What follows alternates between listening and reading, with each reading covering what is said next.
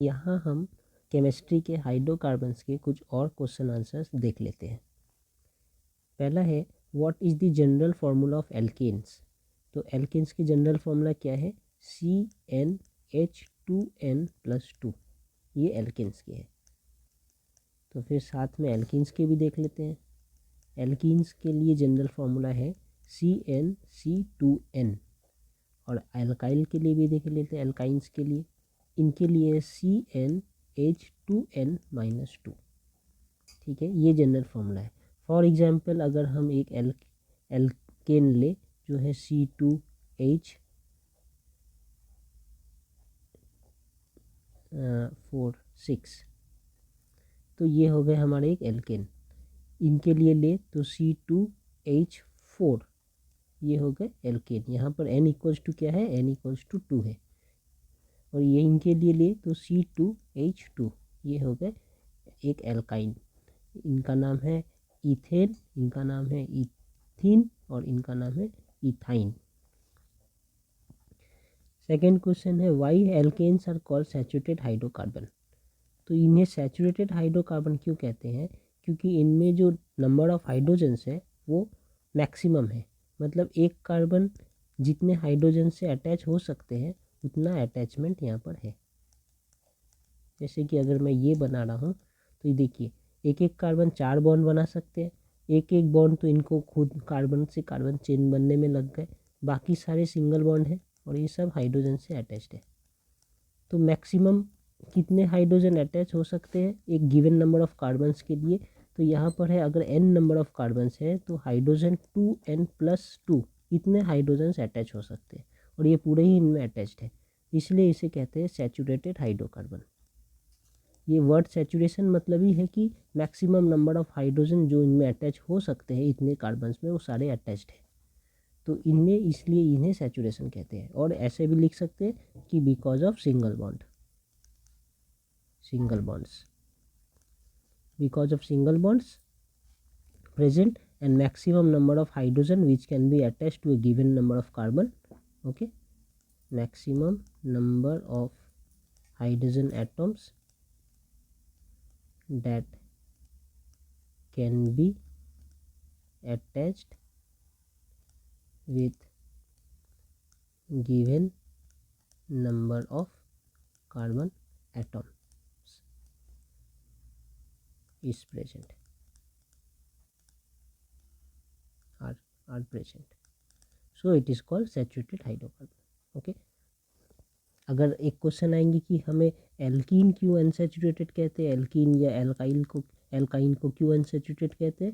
क्योंकि यहाँ पर जो मैक्सिमम पॉसिबल हाइड्रोजन है उनसे कम होते हैं इनमें, because the carbon atom do not have as many hydrogen atoms as they possibly could have.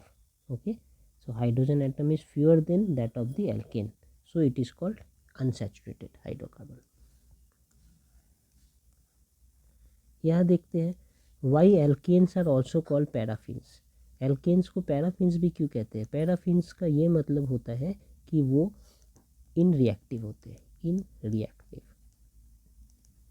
तो इसलिए इसे एल्केन्स को पैराफिन भी कहते हैं।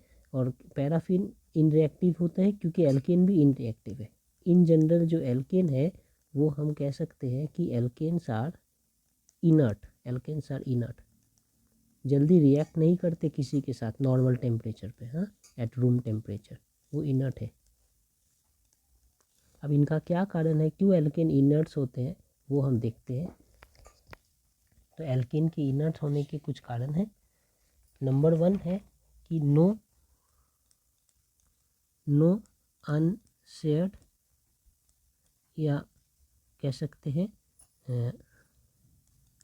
Unpaired electrons present. इनमें कोई भी अनशेयर्ड या अनपेयर्ड इलेक्ट्रॉन्स नहीं है, क्योंकि जब भी हम कोई एल्केन बना रहे हैं तो वहाँ पर तो ऐसे एक हाइड्रोजन, एक कार्बन कितने हाइड्रोजन अटैच, कितने बॉन्ड बना सकते हैं? 4। यहाँ पे हर कार्बन 4 बॉन्ड बनाकर ही बैठा है, कोई भी इलेक्ट्रॉन इनके पास एक्स्ट्रा या अनपेयर्ड नहीं है। यहाँ पर एक इलेक्ट्रॉन, ये 4 इलेक्ट्रॉन कार्बन के, इनका भी ये 4 इलेक्ट्रॉन, ये सारे ही कुछ ना कुछ पेयर बनाकर रहे हैं। इसलिए ये सारे अनपेयर्ड में नहीं है। दूसरे, नो पाई बॉन्ड इलेक्ट्रॉन्स, कोई पाई बॉन्ड इलेक्ट्रॉन्स भी नहीं है इनके पास।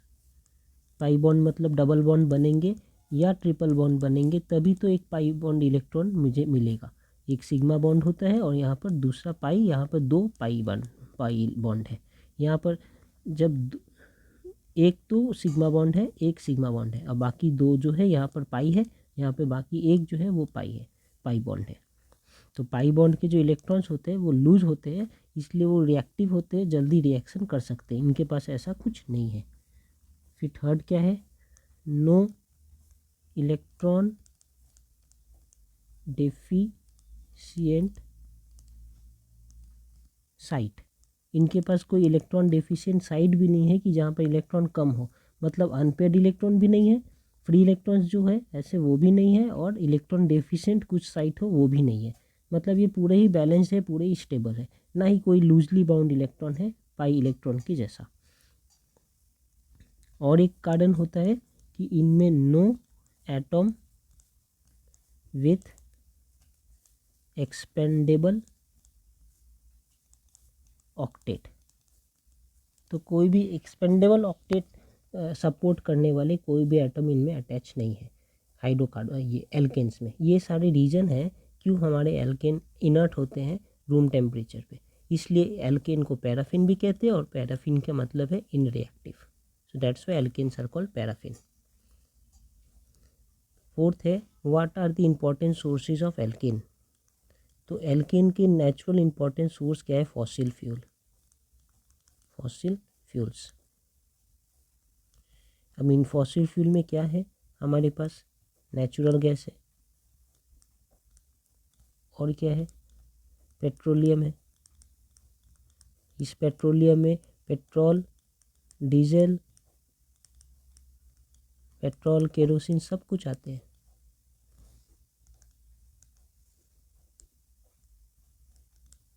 तो ये सारे सोर्स जो है ये इंपॉर्टेंट सोर्स है एल्केन्स के।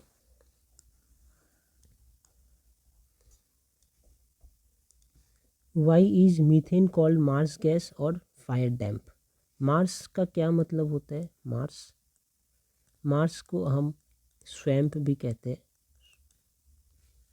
इनका क्या मतलब होता है कि दलदली जगह, जैसे कि ऐसा एक जगह है जहाँ पर बहुत सारे कीचड़ है और ऐसे पानी के भीतर पूरा कीचड़ भरा है। तो इस टाइप के रीजन में यहाँ से कुछ बायोकेमिकल रिएक्शन होते हैं और उनके कारण यहाँ मीथेन गैस निकलता है इस सरफेस पे। ये मीथेन है, मार्स लैंड के ऊपर मीथेन गैस आता है, इसके कारण ही हम इसे मार्स गैस भी कहते हैं। क्योंकि मीथेन को मार्स गैस क्यों कहते हैं, because it is available on the surface of the Mars land, on the surface of the Mars and swamp. Okay, methane available on surface of Mars और swamp. Okay, fire damp क्यों कहते हैं, fire damp क्योंकि fire damp इसलिए क्योंकि it is found in coal mine. Coal mine में क्या होता है, जब ये सरफेस है हमारा, नीचे ज़मीन के नीचे कोल है, यहाँ पर इतना कोल पड़ा है, तो इस कोल को जब हम डिग करेंगे तो इसके आसपास किधर किधर गैस के पॉकेट्स होते हैं, और ये गैस के पॉकेट्स में मीथेन रहता है, मीथेन। और इस मीथेन के कारण फायर भी कोल के अंदर, माइन के अंदर बहुत बार लग जाते हैं, क्योंकि ये मीथेन जो है ये फायर के साथ तो बर्न करता ही है, तो इस फायर यहाँ पर लग जाते हैं। तो इन कारण से इन्हें फायर डैम कहते हैं, मतलब कि ऐसा डैम जहाँ पर फायर लग सकता है। ठीक है ना, ओके। फिर what happens when sodium acetate is heated with soda lime. तो हमने ये पहले भी पढ़ा है कि सोडियम एसीटेट किसे कहते हैं, सिर्फ एसिटिक एसिड किसे कहते हैं, CH3COOH, this is called acetic acid. इस एसिड से एक सॉल्ट बनेगा CH3COONA, इसे कहते हैं सॉल्ट, सोडियम सॉल्ट लिख देता हूँ, sodium salt of acetic acid.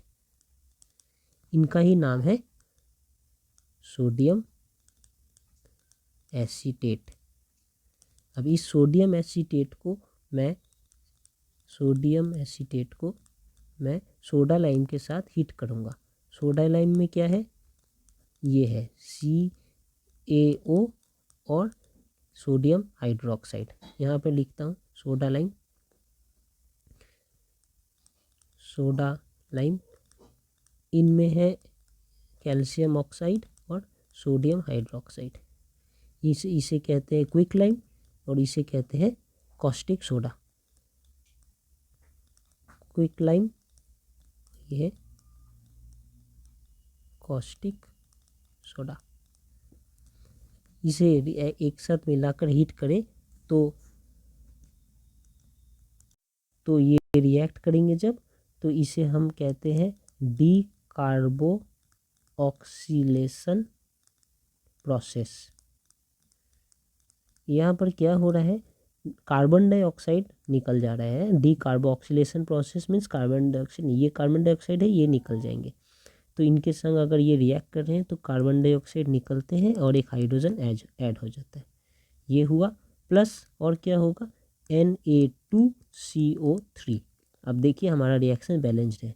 ये sodium, 2 sodium, carbon dioxide 1 carbon और 2 ऑक्सीजन, और ये एक 3 ऑक्सीजन यहाँ पे है, और ये हाइड्रोजन इनके साथ अटैच हो गया CH3।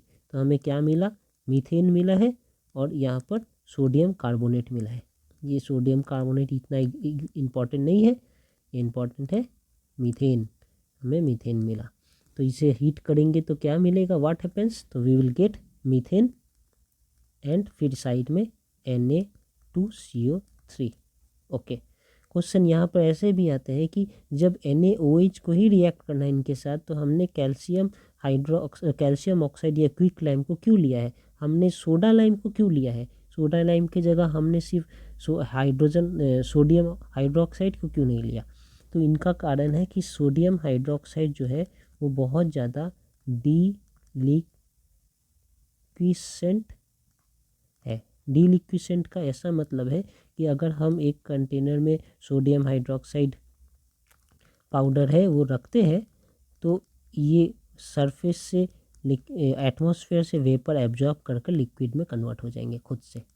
और जब ऐसा ये हो जाएंगे वाटर के साथ रिएक्ट करके, तो फिर इस टाइप का रिएक्शन हमें जो डिजायर्ड है वो नहीं मिल सकता। तो इनके मॉइस्चर जो एटमॉस्फेयर से एब्जॉर्ब करे उसे हटाने के लिए हम इसमें कैल्शियम ऑक्साइड भी मिला देते हैं। तो कैल्शियम ऑक्साइड इनमें से सारा मॉइस्चर निकाल के रख लेता है खुद के पास, ताकि हमें NaOH ऐसा मिल जाए। तो ये एक कारण है कि NaOH को अगर यूज़ करूँगा तो वो डीलिक्विसेंट होता है।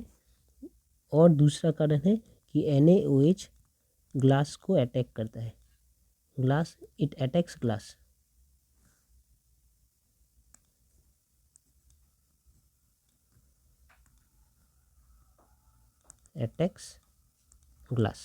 तो जिस कंटेनर में रिएक्शन हो रहा है उस ग्लास को भी ये अटैक करते हैं। तो इस 2 कारण से हम इसे ऐसे नहीं यूज़ करते, हम इसे सोडियम हाइड्रोक्साइड को कैल्शियम ऑक्साइड के साथ मिलाकर यूज करते हैं, मतलब कि हम सोडा लाइम यूज करते हैं।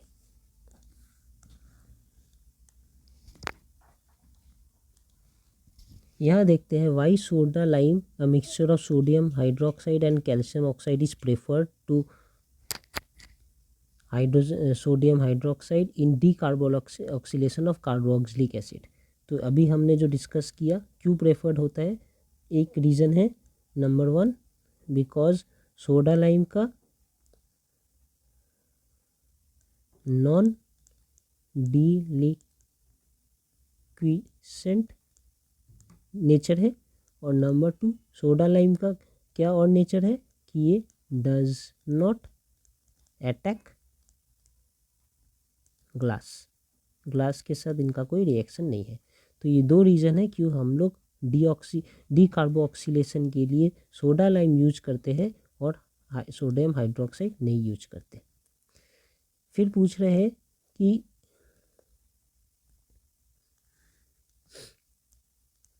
कि अगर methane can not be prepared by Wurtz reaction से मीथेन क्यों नहीं प्रिपेयर करते। तो हमें पता है पहले से ही वुड्स रिएक्शन में क्या होता है।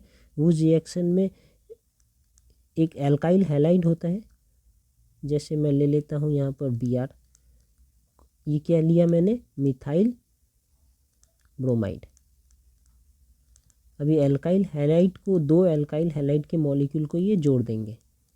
एक और मॉलिक्यूल यहाँ पर लिखा है, एक मॉलिक्यूल यहाँ लिखता हूँ मैं CH3। ये दो मॉलिक्यूल है, दोनों सेम है, ये भी मिथाइल ब्रोमाइड है और ये भी मिथाइल ब्रोमाइड है।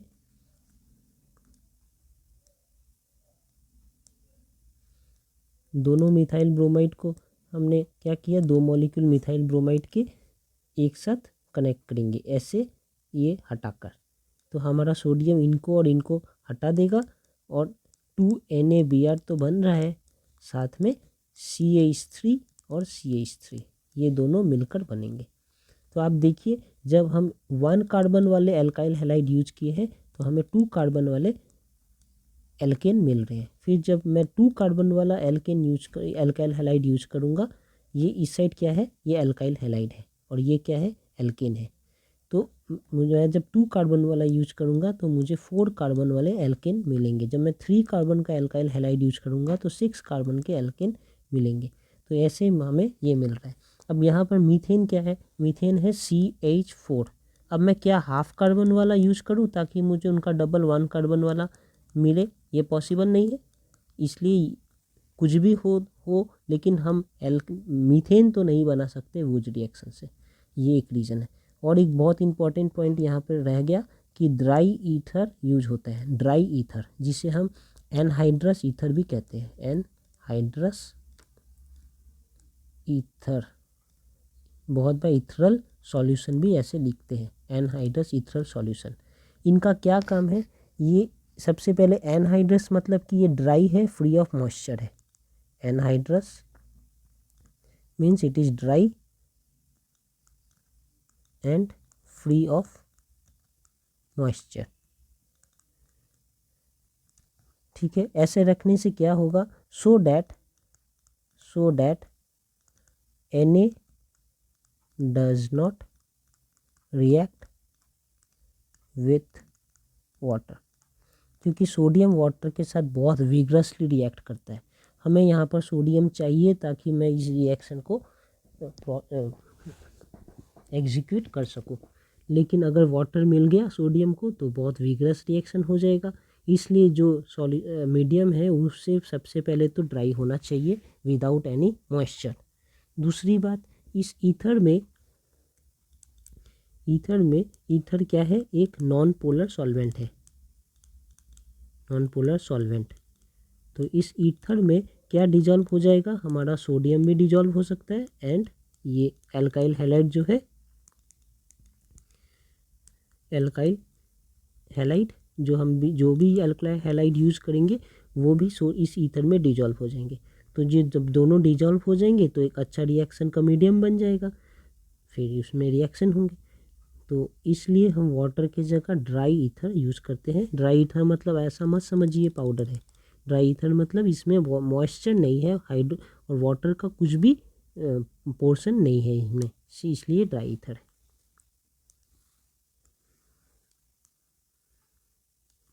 यहाँ देखते हैं कि Wurtz reaction is used only for preparation of symmetrical alkanes. Why, अभी ये सिमेट्रिकल एल्केन्स का क्या मतलब होता है कि वो, जैसे कि मैंने अगर यहाँ पर RX यूज किया है, वुड्स रिएक्शन की बात कर रहा हूँ, तो मैंने यहाँ ऐसा लिखा था ना +XR, अब और ऐसे करके इसे हटा दे रहा था ताकि ये मिलकर R बनाए +2NaX अलग हो जाए।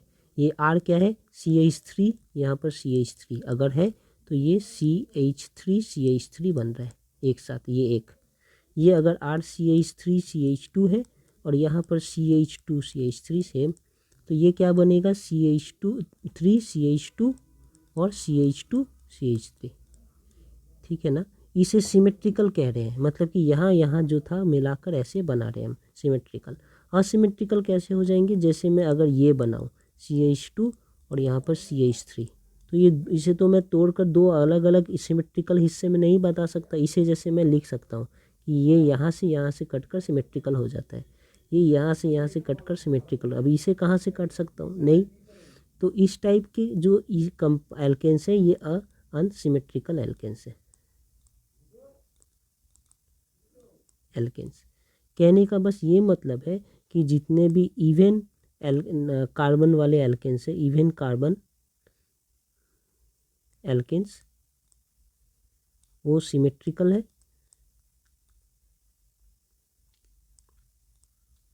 और जो ऑड है कार्बन एल्केन्स वो अनसिमेट्रिकल है। ठीक है। अब वुज रिएक्शन के लिए हम सिमेट्रिकल ही ज़्यादा प्रेफर करते हैं, हालांकि अनसिमेट्रिकल बन सकता है लेकिन सिमेट्रिकल बनाने के लिए ही यूज करते हैं, क्योंकि जब मैं अनसिमेट्रिकल बनाऊंगा तो मुझे एक से ज़्यादा एल्केन मिलेंगे जिनको अलग करना डिफ़िकल्ट है। For example CH3I plus 2Na plus I CH2CH3। देखिए ये और ये अलग है, ये है मिथाइल आयोडाइड, और ये क्या है? ये है इथाइल आयोडाइड। यहाँ पर ड्राई ईथर लिखना भूल गया, ये भी ड्राई ईथर। यहाँ क्या बनेंगे? ये सारे एक संग ऐसे करके चले जाते हैं, तो 2Na प्लस ये दोनों जुड़ेंगे आपस में, तो CH3 CH2 CH3, ये एक बनेगा। ये इनके तो और मॉलिक्यूल्स होंगे, ये भी इनके साथ खुद रिएक्ट करेंगे, तो वो CH3 भी बनेगा। ये खुद के साथ खुद करेंगे तो इनका CH3 CH2 फिर CH2 CH3, ये 3 प्रोडक्ट बन रहे हैं। मतलब कि अगर ये सिर्फ CH होता तो ये मिलकर CH3 बना रहे, मतलब ये 2 बार जुड़ के ये है, तो ये दो में दोनों जुड़कर ये, लेकिन एक ये और एक ये दोनों है तो क्या होंगे? ये भी बनेगा, इनका भी डबल, इनका भी डबल, और इन दोनों का भी मिलाकर। तो ये है मीथेन CH3 का डबल, ये है CH3 का डबल, और ये वाले पोर्ट क्या है? इनका इनका मिलाकर डबल। हाँ, ये हाफ इनका हाफ इनका। तो यहाँ देखिए ये है इवन, ये है इवन, और ये है ऑड। तो ऑड बन रहा है ना? ऑड बनता है तो असिमेट्रिकली बन रहा है, लेकिन मुझे सिर्फ असिमेट्रिकल अकेला नहीं मिलेगा, मिक्सचर के साथ मिलेगा। हालांकि मैं अगर सिर्फ इनको जोड़ूँ तो मुझे इवन अकेला ये मिल सकता है, अगर मैं सिर्फ इनको जोड़ूँ तो मुझे इवन अकेला ये मिल सकता है, लेकिन यहाँ इवन अकेला नहीं मिलेगा, ऑड के साथ मिलेगा। अब इसमें मुझे सेपरेट आउट करना, it is difficult to separate the mixture of alkanes. तो इनका आंसर यही है कि why Wurtz reaction is used only for preparation of symmetrical alkanes. Why? Because it produces mixture of alkanes which are difficult to separate. Okay, because otherwise it produces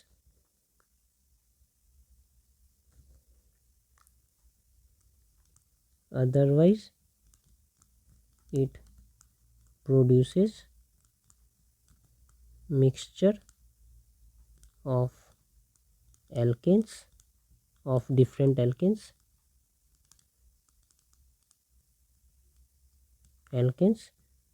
which is difficult to separate.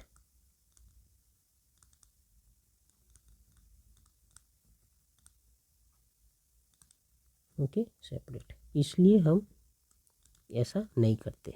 Y hydrocarbons is insoluble in water but soluble in non polar solvent like benzene. तो सिर्फ benzene नहीं, hydrocarbon में non polar solvent के और भी examples है। Non polar solvent जैसे कि बेंजीन तो है ही, इसके साथ है कार्बन टेट्राक्लोराइड, और है ईथर, अभी हमने पढ़ा। ये सारे नॉन सॉल्वेंट है। और पोलर सॉल्वेंट किसे कहते हैं? पोलर सॉल्वेंट, वाटर जो है वो हमारा पोलर सॉल्वेंट है। अब हाइड्रोकार्बन जो है, खुद hydrocarbon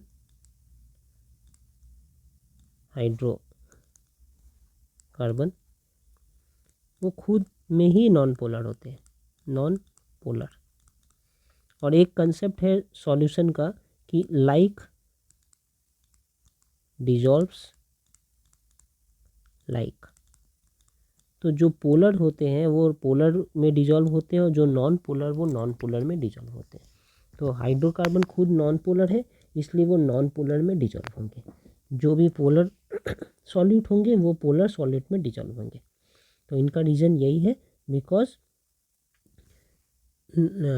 hydrocarbon is non polar in nature, इसलिए it dissolves in non polar solvent and not in polar solvent. यहाँ पे देख लेते हैं, alkanes are inert towards chemical reaction under ordinary condition why. हमारा एल्केन्स जो है वो ऑर्डिनरी कंडीशन में इनर्ट क्यों होते हैं? अभी हमने कुछ देर पहले पढ़ा था, बिकॉज एल्केन्स को क्या कहते हैं? पैराफिन्स कहते हैं। और पैराफिन्स मतलब इन रिएक्टिव। और एल्केन्स क्यों इन रिएक्टिव है? 4 रीजन्स है, हमने यहाँ पर देखा है एल्केन्स क्यों इन रिएक्टिव है। ये है 4 रीजन्स कि क्यों हमारा एल्केन इन रिएक्टिव है।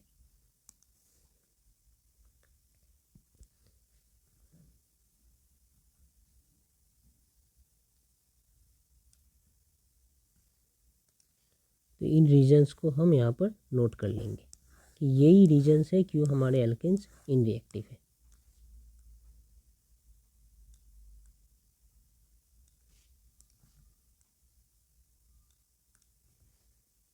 तो these are the 4 reasons why our alkanes are in reactive in nature.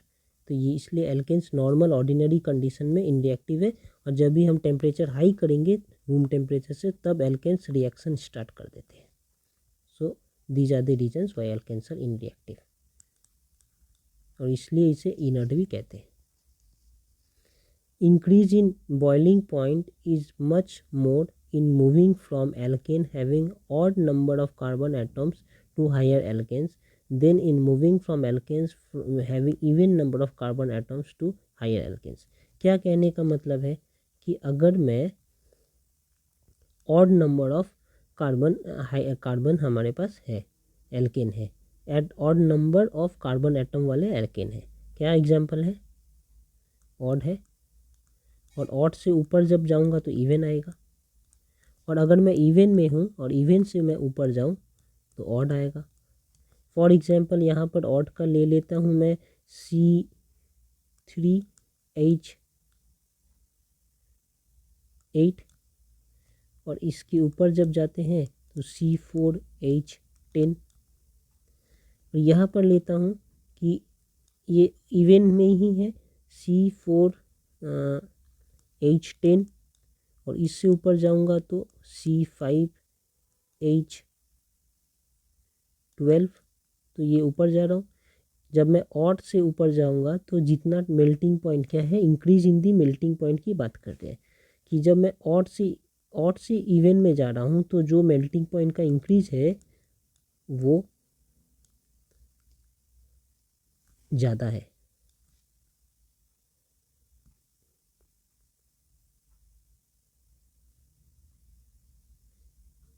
Is much मोर, हाँ मतलब ज़्यादा है कंपेयर टू। मैं जब यहाँ से ये जो इवन ऑड में जाऊँगा तो मेल्टिंग पॉइंट उतना नहीं बढ़ रहा जितना ऑड से इवन के वक्त जाते वक्त बढ़ रहा है।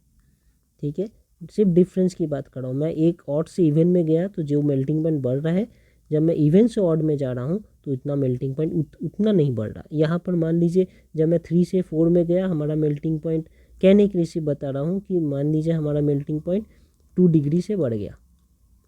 ठीक है, लेकिन जब मैं इवन से फिर ऑड में जा रहा हूँ, जब मैं 3 से 4 में गया 2 डिग्री, तो 4 से भी 5 पे जाने से 2 डिग्री होना चाहिए, लेकिन वो देख रहा हूँ कि वो 1 डिग्री है। यही कहना चाह रहा है एग्जाम्पल में कि यहाँ से इंक्रीज ज़्यादा है, फिर जब इवन से ऑड से इवन में जा रहा हूँ तो कम है। ऐसा क्यों? तो इसके रीज़न है, समझने की बात है कि मेल्टिंग पॉइंट किस पे डिपेंड करता है। हमारा मेल्टिंग पॉइंट डिपेंड करता है पैकिंग के ऊपर, लैटिस स्ट्रक्चर, और कह सकते हैं पैकिंग ऑफ मॉलिक्यूल्स। ठीक है, इस पे मेल्टिंग पॉइंट होता क्या है? सॉलिड से लिक्विड की तरफ जा रहा हूँ, तो सॉलिड में तो अच्छा पैकिंग होगा और लिक्विड में वो पैकिंग नष्ट हो जाएगा तो वो लिक्विड बन जाएंगे। तो जब हम पैकिंग इंथैल्पी जो है, पैकिंग जितना अच्छा है उनका मेल्टिंग पॉइंट उतना हाई होगा, ठीक है, और जिनका पैकिंग अच्छा नहीं है मेल्टिंग पॉइंट उतना लो होगा। अब ये देखने की बात है कि जो ऑड कार्बन वाले होते हैं उनका पैकिंग अच्छा नहीं होता, लेकिन इवन कार्बन वाले के पैकिंग अच्छा है। तो अच्छा नहीं है इसलिए टेम्परेचर मेल्टिंग पॉइंट लो है, जब पैकिंग अच्छा हो रहा है तो मेल्टिंग पॉइंट बहुत ज़्यादा बढ़ जा रहा है। अब इवन में पैकिंग बहुत अच्छा है और बाद में जो पैकिंग है उतना अच्छा नहीं है, तो इसलिए मेल्टिंग पॉइंट बढ़ रहा है लेकिन कम बढ़ रहा है, ठीक है। तो ये एक रीज़न है, मैं यहाँ पर लिखता हूँ कि even number alkanes pack well in solid phase and require more energy to break compared to odd number alkanes, ठीक है ना। तो जितना अच्छा पैक, इनमें अच्छा पैकिंग नहीं है, इनमें ज़्यादा अच्छा पैकिंग है, तो टेम्परेचर मेल्टिंग पॉइंट ज़्यादा बढ़ रहा है। इनमें अच्छा पैकिंग है, इसके ऊपर वाले में उतना अच्छा पैकिंग नहीं, इसलिए मेल्टिंग पॉइंट कम बढ़ रहा है। यही इनमें कहने की बात है। और एक बात यहाँ समझ लेते हैं कि बॉइलिंग पॉइंट किस पे डिपेंड करता है। जैसे मैंने लिखा मेल्टिंग पॉइंट डिपेंड करता है लैटिस स्ट्रक्चर पे, बॉइलिंग पॉइंट डिपेंड करता है इंटर मॉलिक्यूलर फोर्स पर। फॉर एग्जांपल क्या है, वेन डर वॉल फोर्स, वेंडरवॉल फोर्स पे। अब ये वेंडरवॉल फोर्स जो है, अगर स्ट्रेट चेन है हमारे हाइड्रोकार्बन के, तो इनके सरफेस एरिया ज़्यादा है, इनमें ज़्यादा अच्छा बॉन्ड होगा। अगर सर्कुलर चेन है मतलब ब्रांच्ड हाइड्रोकार्बन है, तो इनमें इतना सरफेस और इतने सरफेस में ही खुद में अट्रैक्शन हो सकते हैं, पीछे के वाले तो एक दूसरे को अट्रैक्ट नहीं कर सकते, इसलिए इनमें अट्रैक्शन कम है। देयरफॉर स्ट्रेट चेन के बॉइलिंग पॉइंट ज़्यादा होता है और ब्रांच चेन का बॉइलिंग पॉइंट कम होता है। ओके, अब यहाँ देखते हैं when alkanes are heated C bond breaks rather than CH bond breaks. CC bond जो है वो पहले ब्रेक हो रहा है और CH बॉन्ड ब्रेक नहीं हो रहा या बाद में हो रहा है। इनका रीज़न क्या है? तो इनका रीज़न ये है कि हमारा जो बॉन्ड एनर्जी है, जिसे हम बॉन्ड डिसोसिएशन भी कह सकते हैं, तो मतलब एक बॉन्ड को ब्रेक करने में कितना एनर्जी मुझे देना है उसे बॉन्ड डिसोसिएशन एनर्जी कहते हैं या बॉन्ड एनर्जी कहते हैं। तो bond energy of CC bond is less and CH bond is more. इसका ये मतलब हुआ कि मुझे ज़्यादा हीट देना पड़ेगा, more heat required to break CH bond compared to CH bond, sorry compare to CC bond, दोनों ही तो सेम हो गए ना। Compare to CC bond, CC bond कम एनर्जी में ही ब्रेक हो जाएंगे, कम हीट एनर्जी में, और मुझे इसमें ज़्यादा हीट एनर्जी देना है, इसलिए ये पहले ब्रेक होते हैं, ये बाद में ब्रेक होते हैं। और एक नज़र से समझ सकते हैं कि जब ये CC बॉन्ड ब्रेक होता है तो क्या मिलता है प्रोडक्ट में, एक ऐसा रेडिकल, एक ऐसा रेडिकल, है ना, कार्बन, इसे हम क्या कहते हैं, कार्बन रेडिकल। और जब CH बॉन्ड ब्रेक होता है तो हमें मिलता है एक कार्बन रेडिकल और एक हाइड्रोजन रेडिकल। तो ये तो कार्बन रेडिकल है और ये हाइड्रोजन रेडिकल है। अब ये हाइड्रोजन रेडिकल जो है ये लेस स्टेबल है और कार्बन रेडिकल जो होते हैं वो मोर स्टेबल होते हैं, इसलिए ऐसा बॉन्ड जल्दी टूट सकता है, ऐसा बॉन्ड जल्दी नहीं टूटना चाहता, क्योंकि ये हाइड्रोजन बन जाएंगे तो ये लेस स्टेबल होगा, तो वो रिएक्शन इसी तरफ जाता है जो मोर स्टेबल हो। इसलिए ये पहले टूटते हैं, ये और ज़्यादा टेम्परेचर देने पर टूटते हैं। और एक नज़र है, कार्बन कार्बन बॉन्ड है, तो इनमें क्या होगा, अगर ये कार्बन कार्बन बॉन्ड है, सिर्फ कार्बन और कार्बन बॉन्ड, तो ये दोनों कार्बन ही किस टाइप के होंगे, sp3 हाइब्रिडाइज्ड, और ये भी sp3 हाइब्रिडाइज्ड। लेकिन कार्बन और हाइड्रोजन बॉन्ड है, तो ये तो sp3 हाइब्रिडाइज्ड ऑर्बिटल है और इनका जो है s ऑर्बिटल है। तो इन दो ऑर्बिटल के बीच का जो ओवरलैप है वो ज़्यादा स्ट्रॉन्ग है, और यहाँ पर इन दोनों ऑर्बिटल के बीच का ओवरलैप उतना स्ट्रॉन्ग, लेस स्ट्रॉन्ग है कंपेयर टू ये। इसलिए ये जल्दी ब्रेक हो जाएंगे, इनको ज़्यादा एनर्जी चाहिए होगा ब्रेक होने के लिए, मोर एनर्जी रिक्वायर्ड। यहाँ पे ये more energy required because less stable. Okay, तो हमने यहाँ पर तीन बातें देखी, एक है बॉन्ड एनर्जी, एक है यहाँ पर फ्री रेडिकल, ये स्टेबल, इनका मोर स्टेबल है, इनका लेस स्टेबल, और इनमें sp3 बॉन्ड है, इनमें sp3 s ऑर्बिटल का बॉन्ड है। इसलिए ये क्या है, s क्या लिखा हूँ, ये ऑर्बिटल है। ओके, यहाँ भी sp3 ऑर्बिटल है, sp3 ऑर्बिटल, sp3 ऑर्बिटल। ये जो बॉन्ड बना है ये sp3 ओवरलैप से बना है, ये बॉन्ड sp3 और s ऑर्बिटल के ओवरलैप से बना है, तो ये ज़्यादा स्ट्रॉन्ग है। तो ये सारे रीजन से आप कुछ भी लिख सकते हैं as per the number of marks given. उसके बाद है the boiling point of n pentane is higher than that of neopentane while melting point of neopentane is higher than that of the n pentane. पहले n pentane और neopentane क्या है देख लेते हैं। ये है हमारा एन पेंटेन जो स्ट्रेट चेन में है, बाकी सारे हाइड्रोजन, और ये है हमारा नियोपेंटेन जो एक ब्रांच चेन में है। ये देखकर क्या लग रहा है, एक ऐसा ब्रांच, एक स्ट्रेट है, एक बार टाइप का, और ये देखकर क्या लग रहा है, एक सर्कुलर शेप है। ठीक है, इसके बाद अब देखते हैं, कह रहे हैं कि इनका बॉइलिंग पॉइंट ज़्यादा है। ठीक है, इनका अगर मैं बॉइलिंग पॉइंट लिखूँ, ये BP, इनका BP, तो इनका बॉइलिंग पॉइंट ज़्यादा है, इनका बॉइलिंग पॉइंट कम है। लेकिन मेल्टिंग पॉइंट की बात करूँ तो इनका मेल्टिंग पॉइंट ज़्यादा है, इनका मेल्टिंग पॉइंट कम है। अब पूछ रहे हैं क्यों, क्या है, मेल्टिंग बॉइलिंग पॉइंट किस पे डिपेंड कर रहा है, इंटर मॉलिक्यूलर फोर्स पर, और मेल्टिंग पॉइंट लैटिस स्ट्रक्चर। अब देखिए, अगर ये स्ट्रेट चेन ऐसे है तो इनके बीच में फोर्स, इंटरमॉलिक्यूलर फोर्स ज़्यादा अच्छा आएगा।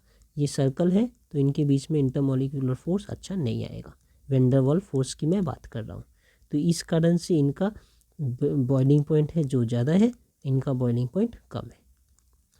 अब अगर मैं लैटिस स्ट्रक्चर की बात करूँ, तो अगर लैटिस मतलब अच्छे से ऑर्गेनाइज होकर रखना है मुझे, तो ये जो सर्कल्स है, स्फीयर्स है, वो एक अच्छे से ऑर्गेनाइज होकर रह सकते हैं। इनका लैटिस बनना इजी है और इनका लैटिस बनना मुश्किल है। कोई ऐसे आएंगे, कोई ऐसे लंबे से आएंगे, इधर से आएंगे, ऐसे। ठीक है, इनका लैटिस इतने अच्छे से नहीं बन सकता। सर्कल है, अच्छे से ऑर्गेनाइज हो जाएंगे, ये अच्छे से उतना ऑर्गेनाइज नहीं हो सकते, तो इनको फिर मेल्ट कराना आसान होगा, ये जल्दी मेल्ट करेंगे। ठीक है, तो इनका मेल्टिंग पॉइंट, इसलिए इनका मेल्टिंग पॉइंट हाई है, इनका मेल्टिंग पॉइंट लो है। मेल्टिंग पॉइंट मतलब क्या है, मुझे तो मेल्टिंग पॉइंट मतलब क्या है, सॉलिड से लिक्विड में कन्वर्ट करना है। तो जब सॉलिड में ये ऐसे अनऑर्गेनाइज्ड है, ज़रा सा हीट करूँगा ये लिक्विड बन जाएंगे, और ये अच्छे से टाइटली पैक्ड है तो इसे ज़्यादा हीट करना पड़ेगा तब ये अपने स्ट्रक्चर को छोड़ेंगे। तो इसलिए, और ये ऐसा है, और इस बॉइलिंग पॉइंट में लिक्विड से गैस में कन्वर्ट हो रहे हैं।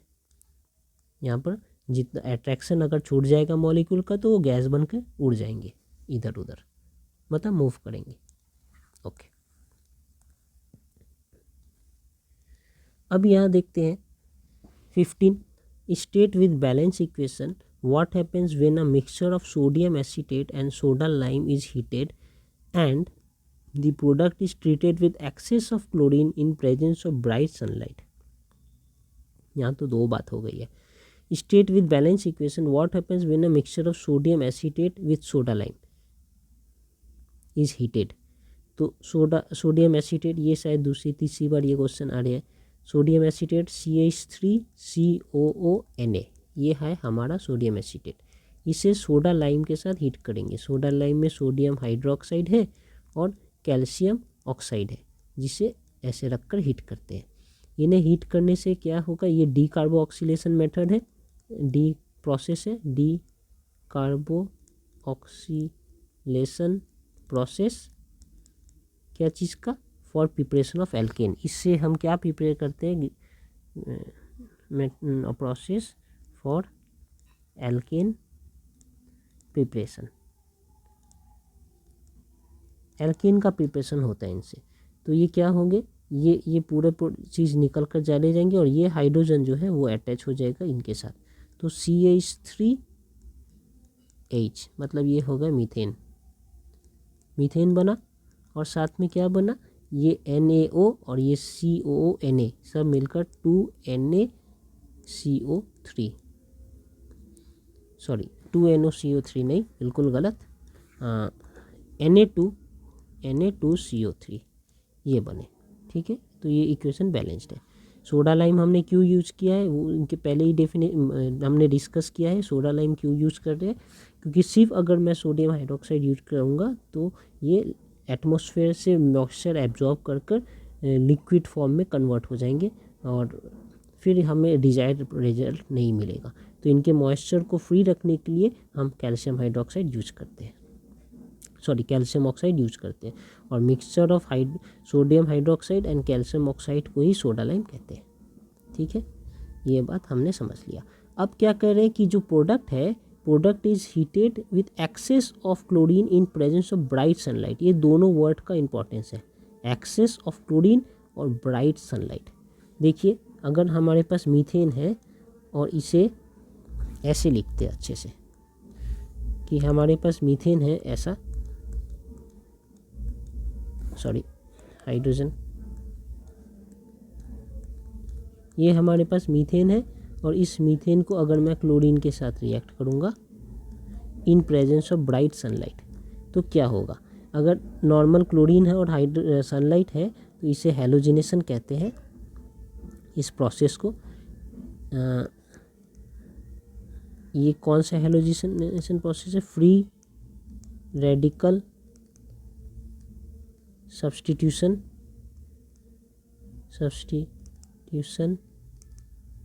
रिएक्शन है, इसे हैलोजिनेशन प्रोसेस कहते हैं। ये दो बातें हैं, क्या लिख रहा हूँ, प्रोसेस। ठीक है, तो ये दो बातें हैं, एक और दो। इस रिएक्शन में ये खासियत है, ये फ्री रेडिकल सब्स्टिट्यूशन रिएक्शन है। सब्स्टिट्यूशन रिएक्शन मतलब कि एक जाएंगे और दूसरे नए चीज़ आएंगे, तो ये उस टाइप का रिएक्शन है। और ये हैलोजिनेशन भी हो रहा है।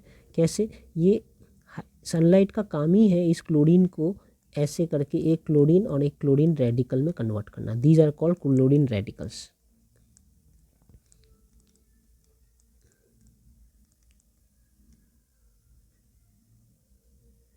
ठीक है ना, क्लोरीन रेडिकल्स, ये क्लोरीन रेडिकल्स में कन्वर्ट हो गए, फिर ये जाकर ये क्या से बन जाते हैं, ये ऐसे ये रेडिकल बनते हैं इस टाइप के। इनका एक हाइड्रोजन अलग हो जाता है ऐसा। कितने सारे रेडिकल बन गए ना। अब ये एक जाकर इनके साथ जुड़ जाएंगे और ये एक जाकर इनके साथ जुड़ जाएंगे, तो हमें क्या मिलेगा, ऐसा मिलेगा। ये क्लोरीन, हाइड्रोजन हाइड्रोजन हाइड्रोजन और फिर HCl। ठीक है ना, बैलेंस्ड, ख़त्म बात, इतना ही मिलता हमें। लेकिन क्योंकि एक्सेस ऑफ क्लोरीन है और बहुत ब्राइट सनलाइट है, ये रिएक्शन यहाँ तक नहीं रुकेगा। इसके बाद क्या होंगे, इनके बाद ये जो प्रोडक्ट बन रहा है क्लोरीन वाला, ये हमारा आगे और एक दूसरे क्लोरीन मॉलिक्यूल के साथ सनलाइट में रिएक्शन करेंगे, इस टाइम कुछ दूसरा एक हाइड्रोजन को सब्स्टिट्यूट करके, और फिर HCl। यहाँ भी नहीं रुकेंगे, और एक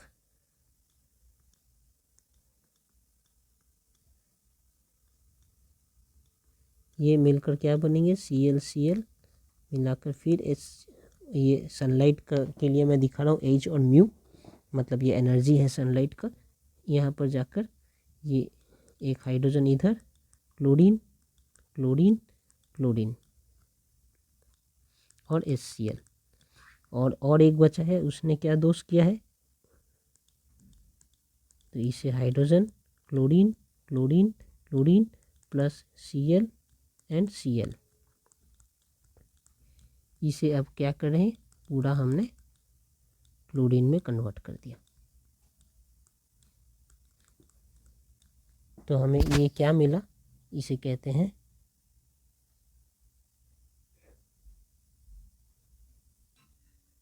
कार्बन टेट्रा क्लोराइड। ठीक है, तो ये हमें एज ए फाइनल आउटपुट मिलेगा। इसमें यहाँ पर कह रहे हैं give reason for the following, methane does not react with chlorine in dark. यहीं पर मिल रहा है रीजन।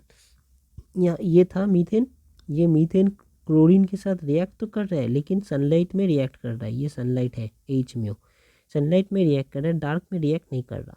रीज़न यही मिल रहा है, क्यों, क्योंकि ये फ्री रेडिकल प्रोसेस है और इन डार्क क्या होगा, हमारा क्लोरीन जो है Cl2 is unable to convert to chlorine dot ऐसा free radical, to chlorine free radical. और ये फ्री रेडिकल नहीं बनेगा तो ये प्रोसेस ही नहीं होगा, क्योंकि ये प्रोसेस खुद में ही फ्री रेडिकल सब्स्टिट्यूशन प्रोसेस है।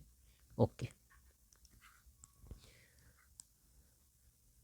अगर अब हम आगे देखें तो what is the effect of oxidising agent like potassium permanganate on alkanes, write a chemical reaction representing the oxidation of alkanes.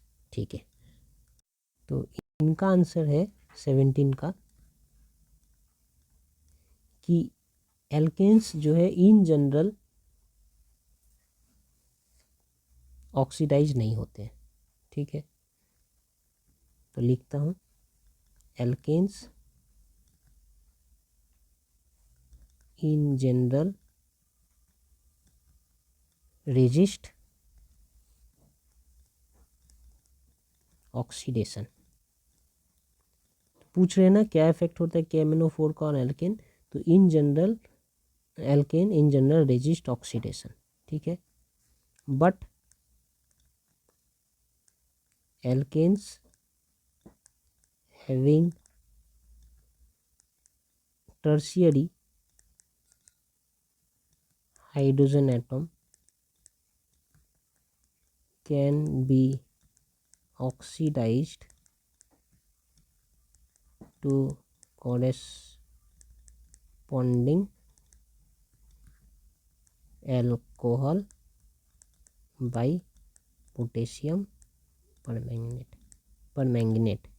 ठीक है, पोटेशियम परमैंगनेट। इसका ये मतलब है कि हमारा नॉर्मल एल्केन जो स्ट्रेट चेन एल्केन हो,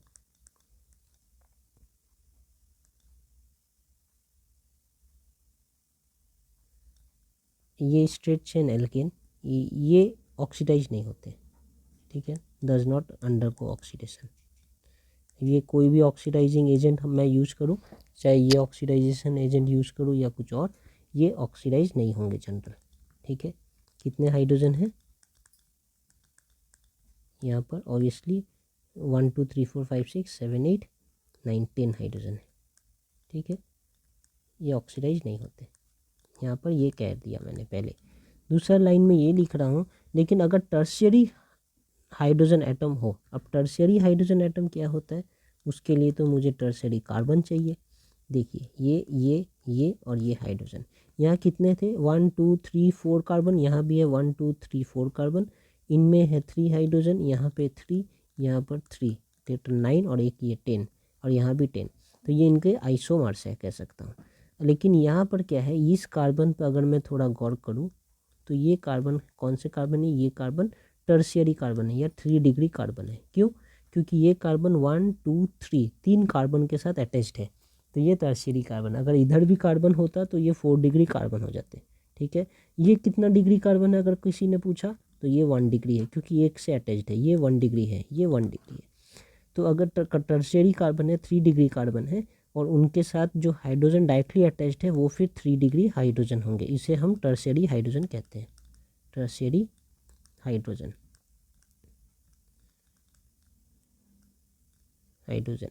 तो कह रहे हैं कि अगर टर्शियरी हाइड्रोजन एटम है तो फिर वो ऑक्सीडाइज हो सकता है into alcohol in presence of potassium permanganate.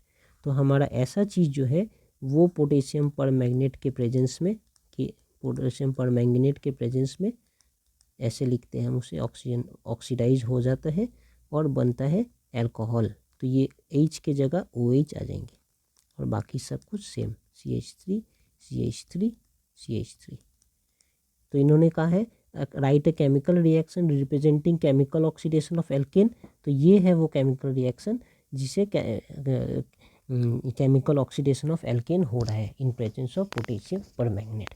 तो क्या कह सकता हूँ, स्ट्रेट चेन नहीं करता है, लेकिन टर्शरी हाइड्रोजन वाले अगर मुझे एटम मिल जाए तो उसे ऑक्सीडाइज किया जा सकता है इन प्रेजेंस ऑफ पोटेशियम परमैंगनेट। इनका IUPAC नेम क्या होगा आप खुद बताइए।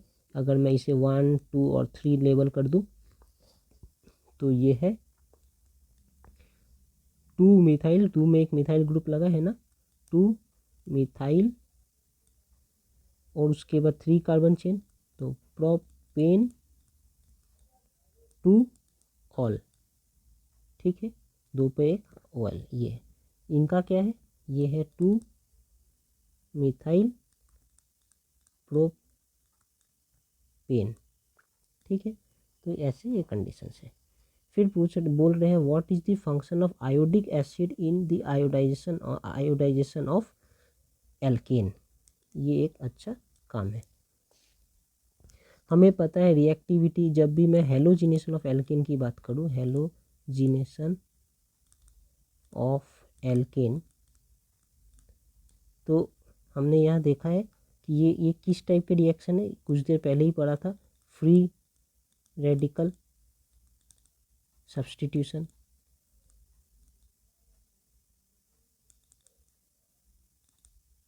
और इसे ही हेलोजिनेशन कहते हैं।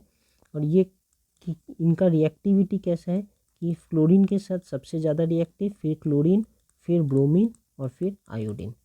क्लोरीन के साथ एक्सप्लोसिव रिएक्शन होता है, क्लोरीन के साथ सनलाइट में होगा, ब्रोमीन के साथ स्लो है बहुत लेकिन सनलाइट में होता है तब भी। सनलाइट को H म्यू से भी डिनोट करता हूँ, H म्यू। और ये आयोडीन जो है वो वेरी स्लो है, वेरी स्लो, और रिवर्सिबल भी है। अब इसे हम डिटेल में यहाँ समझेंगे। HiO3 जिसे हम आयोडिक एसिड भी कहते हैं,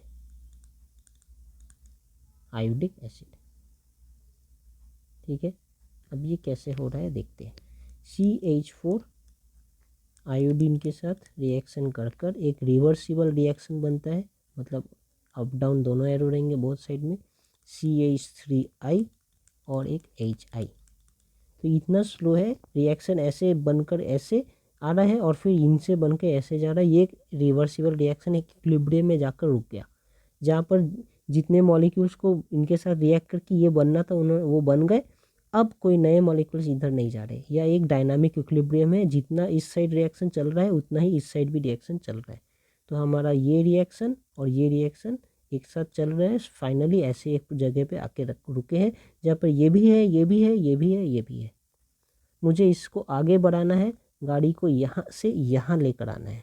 इसके लिए क्या करना होगा, मुझे इम्बैलेंस क्रिएट करना होगा। अगर किसी तरीके से मैं इसे ख़त्म कर दूँ, कंज्यूम कर लूँ, या इसे हटा दूँ किसी तरीके से, तो ये बैलेंस होने के लिए क्या होगा, नए नए और ये प्रोड्यूस करेंगे। एक यहाँ पर डेफिशिएंसी हो गया है, तो फिर से रिएक्शन बनाकर इसे बनाना चाहेंगे, रिएक्शन फॉरवर्ड प्रोसीड करेगा। तो उसके लिए हमने HI को कंज्यूम करने के लिए एक आयोडिक एसिड यहाँ पर यूज किया है। इस आयोडिक एसिड का क्या काम है, ये HI के साथ ये HiO3 रिएक्ट कर कर आयोडीन बना रहे और वाटर बना रहे, ठीक है। कि अब बैलेंस करूँ अगर मैं, तो इसे मैं 5 और इसे 3 और इसे 3 ऐसे दे देता हूँ, तो ये बैलेंस रिएक्शन है। तो आयोडिक एसिड यूज करके HI कन्वर्ट हो गए फिर से I2 में, मतलब यहाँ से ये दोनों रिएक्ट करके ये और ये बना रहे थे, और ये मैंने एक तरीका यूज करके इसे फिर से इसमें कन्वर्ट कर दिया, तो फिर ये रिएक्ट करके ये बनाएंगे, फिर से कन्वर्ट कर दिया, फिर ये रिएक्ट करके ये बनाएंगे, फिर से कन्वर्ट कर दिया।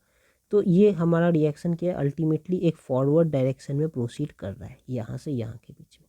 ठीक है, ये हमारा कंसेप्ट हो गया। लिटरेचर क्या लिखेंगे कि HiO3 is oxidizing agent.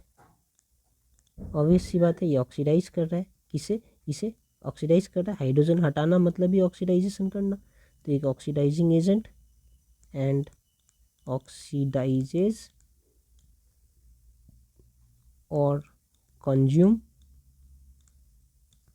Hi2I2। ठीक है, and so reaction continues to proceed in forward direction. और कब तक फॉरवर्ड डायरेक्शन में चलेंगे, जब तक ये पूरा CH4 कन्वर्ट नहीं हो जाता CH3I में। तो ये रीज़न है क्यों हम आयोडिक एसिड को यूज करते हैं। अब अगर यहाँ देखें कि why alkenes are called unsaturated hydrocarbons, तो हमने पहले ही डिस्कस किया है, क्योंकि डबल बॉन्ड है तो ये जितने कार्बन्स हाइड्रोजन अटैच होने चाहिए उससे कम हाइड्रोजन ही अटैच होते हैं। सिंगल बॉन्ड में हमें पता है CN होने पर हाइड्रोजन 2n+2 है, लेकिन डबल बॉन्ड में CN होने पर हाइड्रोजन 2n है, 2 हाइड्रोजन कम है यहाँ पर। तो इनका रीज़न क्या है 19 का, because they have fewer hydrogen atoms than alkanes for the same number of carbon atoms, so they are called unsaturated hydrocarbons। दूसरे पॉइंट क्या है, why alkanes are also called olefins. Olefins का ओलिफिन्स का क्या मतलब है कि जो ऑयली प्रोडक्ट बनाते हैं, ऑयली प्रोडक्ट। ठीक है, कैसे, तो हम ये देख रहे हैं कि ethene after reaction with halogens, कैसे, क्लोरीन और ब्रोमीन इनके साथ हाइड्रोजन के साथ रिएक्ट करके फॉर्म्स ऑयली लिक्विड। तो ethenes after reaction with halogens like chlorine and bromine forms oily liquid, और इसी कारण से हम एल्कीन्स को ओलिफिन्स भी कहते हैं। Okay,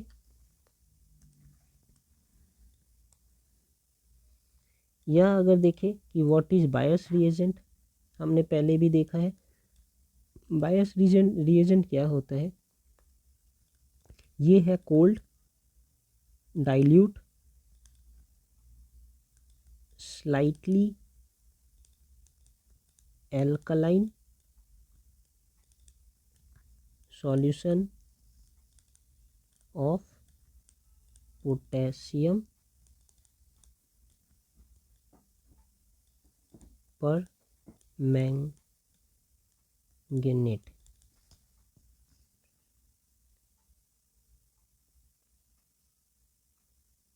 okay, dilute cold dilute slightly alkaline solution of potassium permanganate.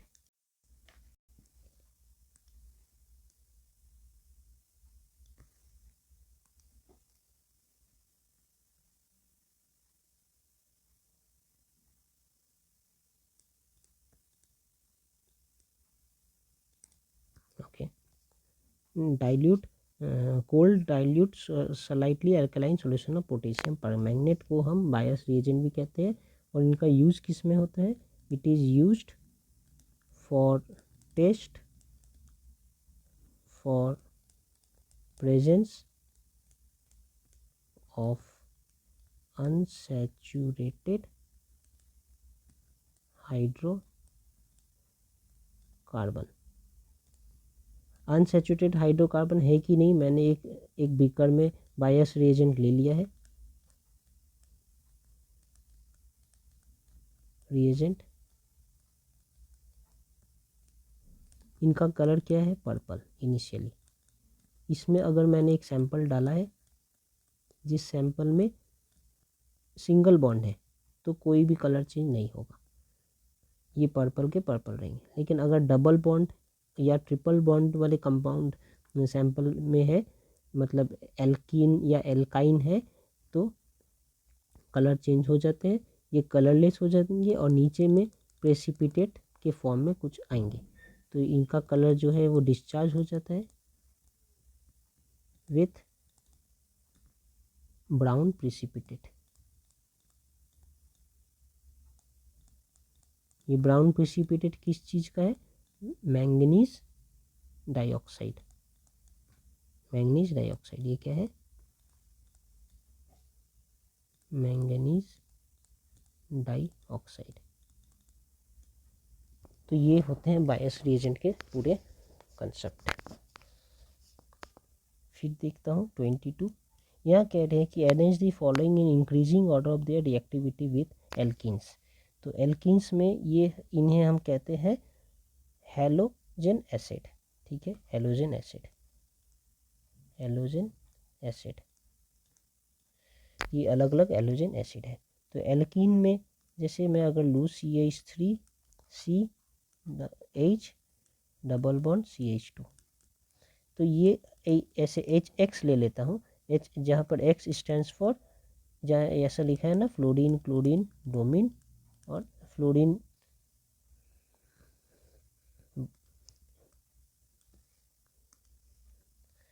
Fluorine, chlorine, bromine और आयोडीन, ये कुछ भी यहाँ X हो सकते हैं।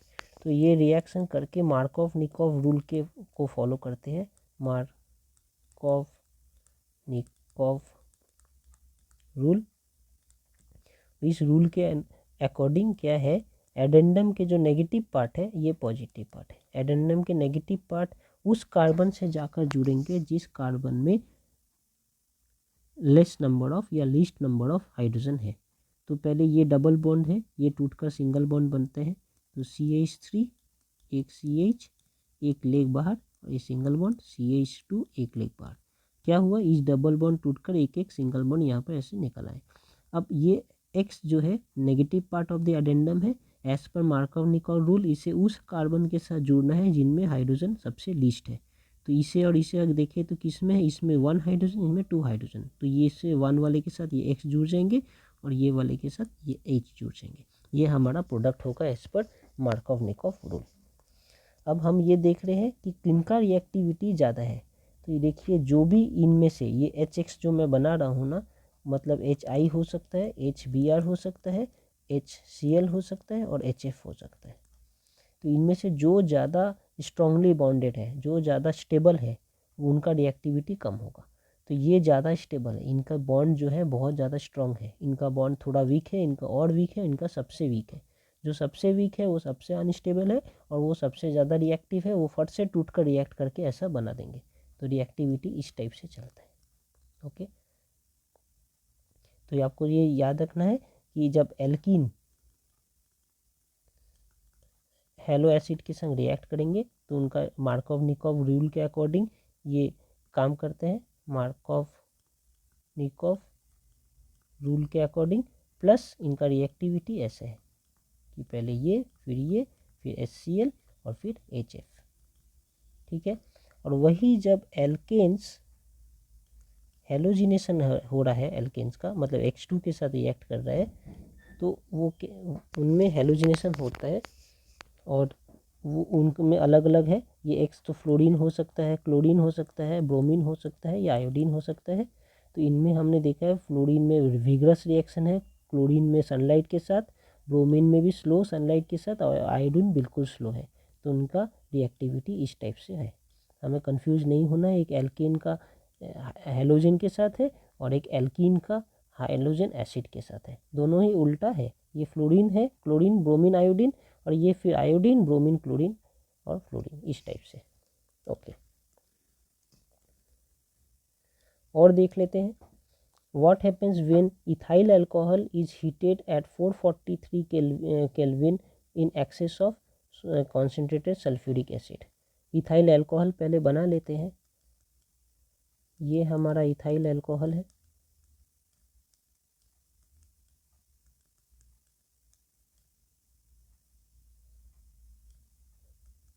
ठीक है। इसे थोड़ा ऐसे लिखना अच्छा था, इथाइल अल्कोहल।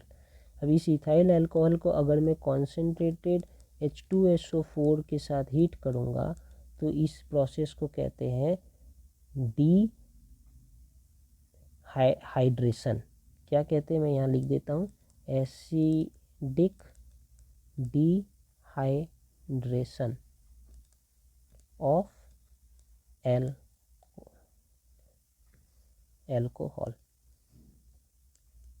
एल्कोहल, ठीक है। इसे और क्या कहते हैं, इसे हम बीटा एलिमिनेशन रिएक्शन भी कहते हैं। बीटा एलिमिनेशन रिएक्शन क्यों कहते हैं, यहाँ देखते हैं। सबसे पहले एलिमिनेशन क्यों कहते हैं, क्या एलिमिनेट होने वाला है, ये एलिमिनेट हो जाता है, ठीक है। ये H और ये OH एलिमिनेट हो जाते हैं, हट जाते हैं।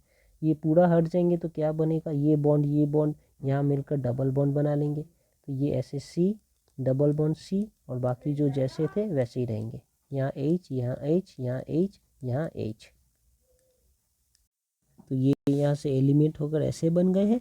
और साथ में क्या मिल रहा है, अलग से हमें वाटर मिल रहा है। तो इनका आंसर क्या है, हमें क्या मिल रहा है, व्हाट हैपेंस व्हेन, तो वी गेट इथीन। प्रोसेस को क्या कहते हैं, एसिडिक डिहाइड्रेशन ऑफ अल्कोहल। क्यों एसिडिक, क्योंकि एसिडिक मीडियम में हीट करने से डिहाइड्रेशन हो रहा है। डिहाइड्रेशन मतलब वाटर निकल कर जा रहा है, किसमें से, अल्कोहल से, क्योंकि ये एक अल्कोहल है। तो अल्कोहल में एसिडिक मीडियम में वाटर का निकलना है, तो एसिडिक डिहाइड्रेशन ऑफ अल्कोहल। और इसे बीटा एलिमिनेशन रिएक्शन, एलिमिनेशन क्यों कहते हैं, क्योंकि H और OH एलिमिनेट हो जा रहा है, कुछ भी ऐड नहीं हो रहा, कुछ भी सब्सटीट्यूट नहीं हो रहा, तो ये एलिमिनेशन है। और बीटा एलिमिनेशन, देखिए एक OH यहाँ से जाना है, दूसरा H तो यहाँ से भी जा सकता था, अलग अलग एक कार्बन से OH और दूसरे कार्बन से H क्यों गया, तो इस टाइप के एलिमिनेशन को बीटा एलिमिनेशन रिएक्शन कहते हैं। जिस कार्बन में हमारा OH कनेक्टेड है, that carbon is actually called alpha carbon, और इनके साथ ये भी अल्फा हाइड्रोजन, ये भी अल्फा हाइड्रोजन है। इनके नज़दीक जितने भी जो भी अल्फा कार्बन से कनेक्टेड कार्बन होते हैं उसे हम कहते हैं बीटा कार्बन। तो ये यहाँ पर बीटा कार्बन है। अगर इस कार्बन के साथ और एक कार्बन अटैच होता तो वो कार्बन भी फिर बीटा कार्बन होता। जितने भी कार्बन अल्फा कार्बन से अटैच्ड होंगे डायरेक्टली वो सारे बीटा कार्बन होंगे। तो यहाँ पर सिर्फ एक कार्बन अटैच्ड है डायरेक्टली, ये है, ये बीटा कार्बन, और ये बीटा कार्बन के जितने हाइड्रोजन है वो बीटा हाइड्रोजन, तो ये बीटा हाइड्रोजन, इसलिए इसे बीटा एलिमिनेशन कहते हैं, क्योंकि ये एक OH और एक बीटा हाइड्रोजन एलिमिनेट होता है। Beta hydrogen elimination reaction, because beta hydrogen atom is eliminated. Okay, तो ये हो गया हमारा 23। 24 में देख रहे हैं, write the balanced equation for the reaction when water is added with calcium carbide. तो ये तो एक इथाइन के प्रिपरेशन का ही प्रोसेस है। कैल्शियम कार्बाइड इसे कहते हैं। कैल्शियम कार्बाइड में जब वाटर ऐड होगा तो हमें मिलेगा C2H2 और कैल्शियम हाइड्रोक्साइड, ठीक है। ये जानने वाली बात है। ये क्या चीज़ का है, ये एक प्रिपरेशन ऑफ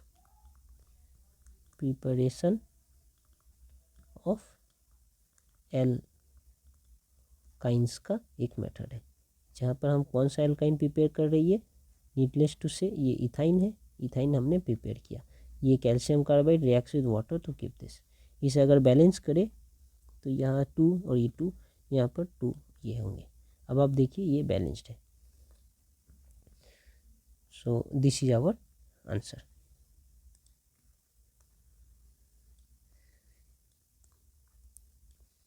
यहाँ अगर देखें तो 25 को फॉर टाइम बिंग रहने देते हैं। 26 देख लेते हैं। Write down the structure of hydrocarbon which gives only acetone on ozonolysis. Ozonolysis के बाद हमें सिर्फ एसीटोन ही मिलेगा और कुछ नहीं। तो ओजोनोलिसिस में पहले क्या क्या लगता है देख लेते हैं।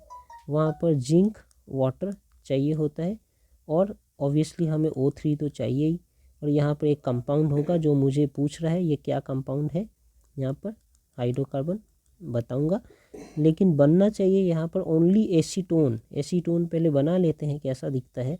एसीटोन ऐसा दिखता है, CH3 डबल बॉन्ड O। तो इसे एसीटोन कहते हैं। सिर्फ एसीटोन ही मिलेगा, तो 2 एसीटोन लिख लेता हूँ। 2 क्यों लिख रहा हूँ वो भी मैं डिस्कस करूँगा। तो CH3, तो ऐसे एसीटोन क्यों मिल रहा है, कैसे मिल रहा है, ऐसे मिल रहा है।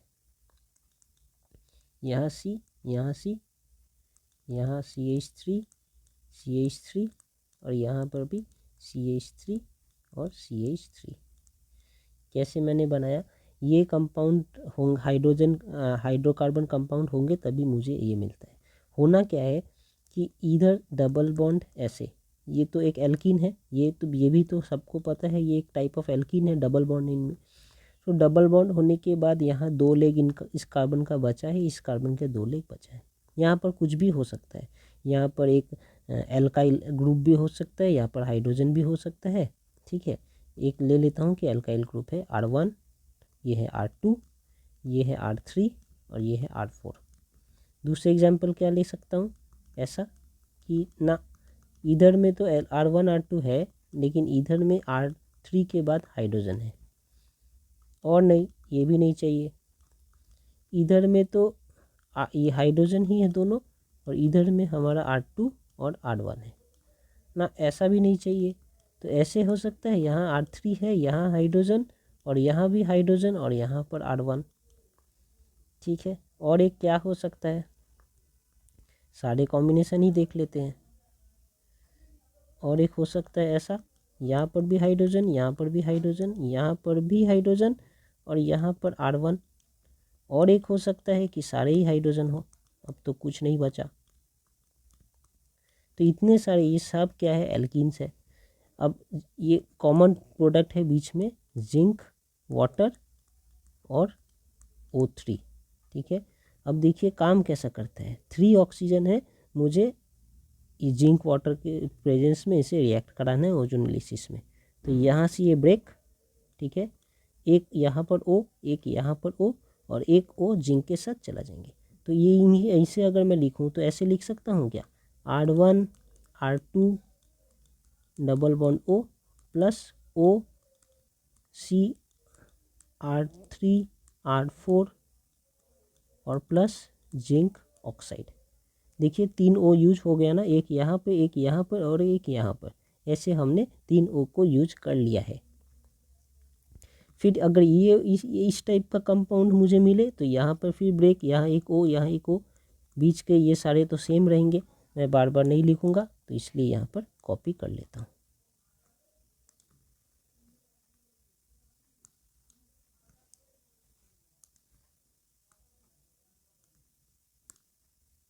ठीक है, यहाँ पर पेस्ट, यहाँ पर पेस्ट,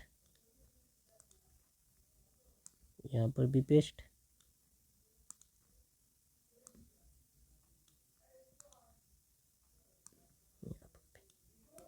तो सारे में क्या बनेंगे, यहाँ पर भी ऐसे टूट रहे, सॉरी यहाँ पर भी ऐसे करके ब्रेक हो रहे हैं, यहाँ पर भी ऐसे ब्रेक, यहाँ पर भी ऐसे ब्रेक और यहाँ पर भी ऐसे ब्रेक।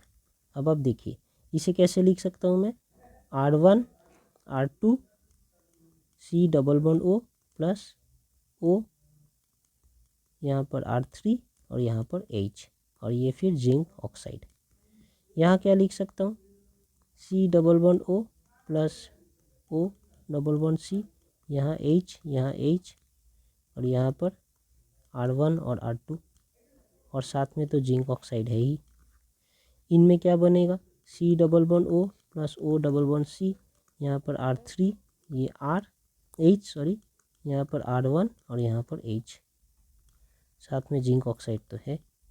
इधर भी जिंक ऑक्साइड है और जिंक ऑक्साइड है। दिखाना क्या चाह रहा हूँ, R1H C double bond O plus O C double bond H और H, और यहाँ पर तो H double bond O plus O double bond C H and H। ठीक है, ये क्या है, ये एक कीटोन है, ये भी एक कीटोन है। यहाँ पर देखूँ तो ये एक कीटोन है, लेकिन ये एक एल्डिहाइड है। एल्डिहाइड क्या होता है, कीटोन क्या होता है, जैसा C डबल बॉन्ड O और यहाँ R आता है, तो ये कीटोन। एल्डिहाइड क्या होता है, RCHO। CHO को ही ऐसे लिख सकते हैं ना, ये C ये H ये O, ये एक एल्डिहाइड है RCHO। अगर मैं इसे लिखना चाहूँ तो ये R3CHO, ये ऐसा। ठीक है, तो ये एक एल्डिहाइड, ये एक कीटोन। मतलब कि C के जो डबल बॉन्ड बनाने के जो 2 लेग बचते हैं, उस 2 लेग में अगर R है, एल्काइल ग्रुप है, तो ये कीटोन। अगर दोनों में से एक में भी हाइड्रोजन है तो वो फिर एल्डिहाइड। तो ये कीटोन, ये पूरा एल्डिहाइड, ये एल्डिहाइड, और ये भी एल्डिहाइड, ये एल्डिहाइड, ये भी एल्डिहाइड, और ये एल्डिहाइड, और ये भी एल्डिहाइड। देख रहे हैं ना। तो अब हमें कहा कि ऐसा एक प्रोडक्ट कंपाउंड हाइड्रोजन हाइड्रोकार्बन है जिनका आउटपुट में मुझे एसीटोन मिल रहा है, ये है एसीटोन, ओनली एसीटोन लिखा है, तो दोनों ही एसीटोन होंगे। ठीक है, तब ये 2 एसीटोन को अगर मैं ऐसे यहाँ से काट कर जोड़ूंगा, इसे हटाकर, तो मुझे ऐसा मिलेगा। तो ये हमारा कंपाउंड है। इस कंपाउंड का अगर मैं नॉमेनक्लेचर करूँ तो कैसे कर सकता हूँ, ये कार्बन 1, ये कार्बन 2, ये कार्बन 3, ये कार्बन 4, तो मैं लिख सकता हूँ ये है 2,3 डाई मिथाइल ब्यूट 2 इन लिखता हूँ मैं यहाँ 2,3 डाई मिथाइल ब्यू dash 2 dash yne 2,3 dimethyl but 2 yne. ठीक है, ये इनका कंपाउंड है। Okay, thank you.